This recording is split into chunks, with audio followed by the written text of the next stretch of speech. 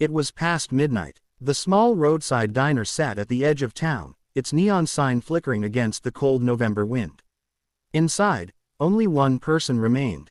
Emily, a young cashier barely in her 20s, wiping down the counter as the last customers drifted out into the night.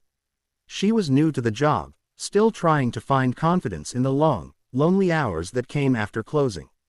The coffee machine hissed softly, and the air smelled of sugar, grease, and cleaning fluid. She glanced at the clock, 12:47 a.m. The doors were locked, the chairs stacked on tables, and the radio murmured a soft country tune. Emily sighed, tired but calm. Then, the bell over the door jingled. Her heart jumped. The doors were supposed to be locked. 3 men walked in, thugs, rough-looking, faces half hidden under hoodies.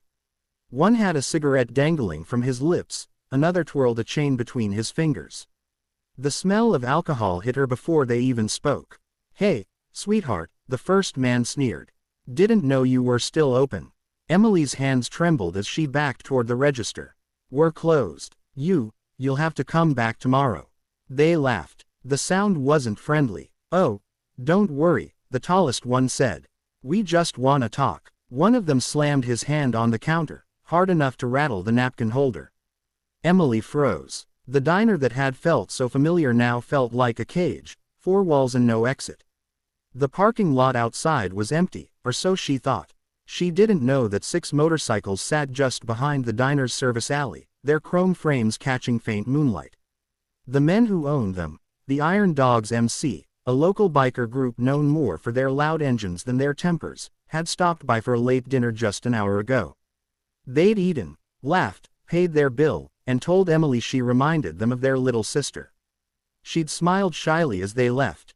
But they hadn't gone far. They were still there. The thugs moved closer. The leader, a man with a scar across his cheek, leaned over the counter. "Why you shaking?" he taunted. "We just wanna know where you keep the cash." Emily stammered, "There's nothing left. The register's empty. Please, just leave." One of them laughed and stepped behind the counter. She tried to back away, but her heel caught the rubber mat. She stumbled, slamming into the coffee maker. Hot liquid splashed across her arm. She winced in pain.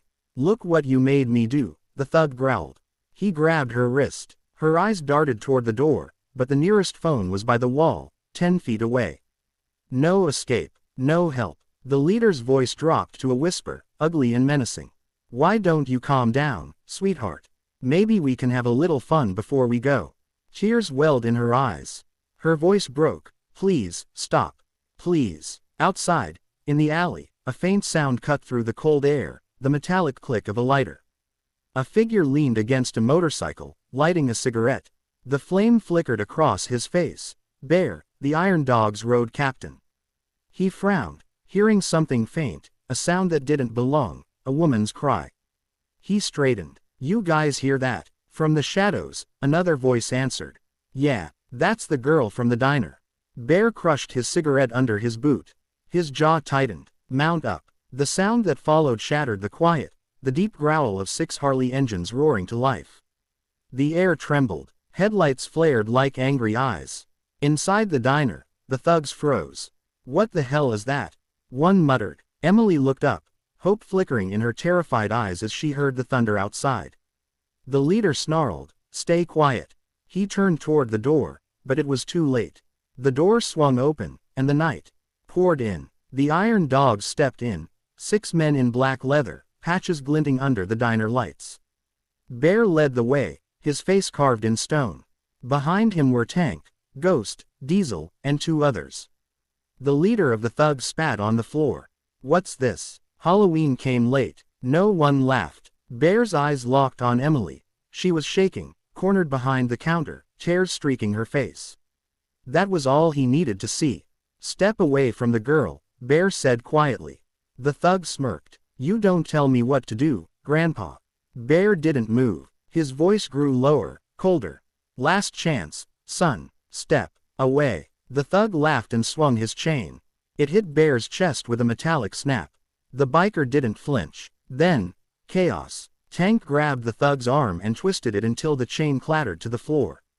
Ghost shoved another into a booth, the table splitting under the impact. Diesel blocked the exit, his massive frame filling the doorway. Emily covered her ears as shouts and grunts echoed through the diner. One thug tried to run, but Bear grabbed him by the collar and slammed him against the wall. "You like scaring girls," Bear growled. "Try picking on someone your size." The thug spat blood. "You're all dead men." Bear smiled grimly. "You're in our town. That's your mistake." Within minutes, the thugs were on the floor, groaning, defeated, their arrogance shattered. Bear turned to Emily, his voice soft now. "You all right, kid?" She nodded weakly, clutching her burned arm. "You came back." He gave a small grin. "Told you we don't leave our own behind." Red and blue lights flashed outside the diner. The police took statements, handcuffed the thugs, and led them away. Emily sat on the curb, a blanket around her shoulders, her face pale but safe. One of the officers approached Bear. "Heard you boys did half our job for us." Bear shrugged. "Just happened to be in the right place." The officer smiled knowingly. Right place, right people. When the cops drove off, the bikers gathered around Emily. Tank handed her a steaming cup of coffee from the diner's own machine. "You okay, sweetheart?" She nodded. "I thought no one would come." Bear looked at her, his voice low but steady. "Listen, kid, the world's got good people and bad people. You met the bad ones tonight. But you also met the kind that don't turn their backs." Tears filled her eyes again, this time not from fear, but from relief. She whispered, "Thank you. I don't know what would have happened if you weren't here." Bear placed a leather glove gently on her shoulder. "Then remember this night, not for what they did, but for what didn't happen. You stood your ground, and that's strength. Don't let anyone take that from you." The sun began to rise, painting the horizon in soft gold and pink. The neon sign outside flickered one last time before shutting off completely. The bikers mounted their bikes. Engines rumbled, echoing like thunder fading into the distance. Emily stood in the doorway, watching them disappear down the road, the wind carrying their presence long after they were gone. She whispered, "Heroes don't always wear badges, sometimes they ride Harleys." And for the first time that night, she smiled.